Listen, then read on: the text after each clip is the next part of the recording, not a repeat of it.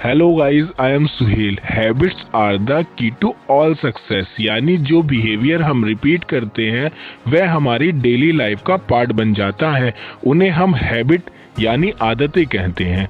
जो अच्छी और बुरी दोनों तरह की हैबिट डेवलप कर लेता है, लेकिन वह उन हैबिट पर फोकस करना भूल जाते हैं जो हमें एक इंसान के तौर पर ग्रो करने में हेल्प करता है। इसलिए जितना जल्दी हो सके हमें अपनी हैबिट को पहचान कर उन पर ध्यान देना चाहिए, खासकर बुरी हैबिट पर, क्योंकि बाद में उनसे छुटकारा पाना मुश्किल हो जाता है। कमाल की बात यह भी है कि हमारी आदतें बदली भी जा सकती है, चाहे वह कितनी भी छोटी उम्र से या कितनी भी लंबे टाइम तक क्यों ना प्रैक्टिस की जाए। यह तभी पॉसिबल होता है जब कोई इंसान अपनी आदतें बदलना चाहता है।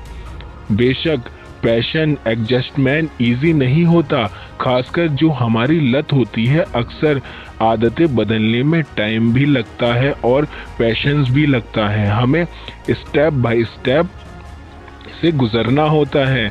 जैसे एक मिडिल एज के आदमी को गाली देने की आदत पड़ गई थी, क्योंकि यह आदत उसे 30 साल से भी ज्यादा वक्त से, तो वो यह भी जान ही नहीं पाया कि यह हैबिट उसे और उसके आसपास के लोगों पर बुरा इफेक्ट डाल रही है। उस दौरान उस आदमी को कभी महसूस ही नहीं हुआ कि गाली देना बुरी बात है।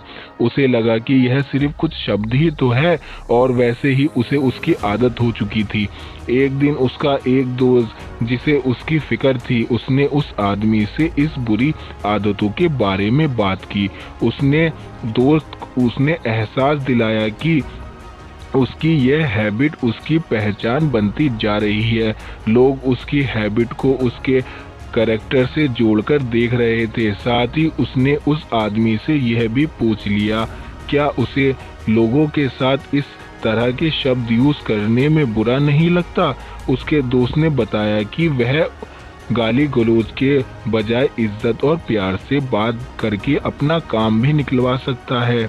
इस घटना के बाद उस आदमी को अपनी गलती का एहसास हुआ। उसे लगा कि उसे अपनी यह हैबिट बदलनी चाहिए।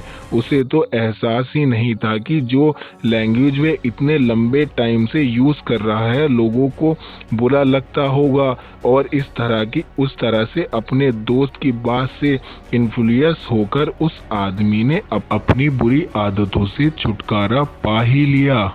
कई बार हम कुछ चीज़ों पर गौर ही नहीं करते क्योंकि वह हमारी लाइफ का पार्ट बन चुका होता है। उन बिहेवियर, उन हैबिट को चेंज करना मुश्किल लगता है जो हमें सही लगती है या हमें लगता है कि हमारे लिए सही है।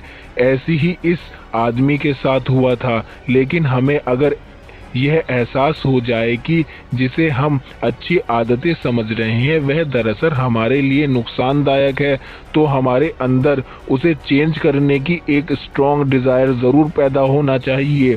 आखिरकार यह पावर सिर्फ हमारे पास है कि हम अपनी हैबिट और बिहेवियर को कंट्रोल करते हैं या नहीं। मिलते हैं अगली वीडियो में। मैं आता रहूँगा, जब तक के लिए अल्लाह हाफिज।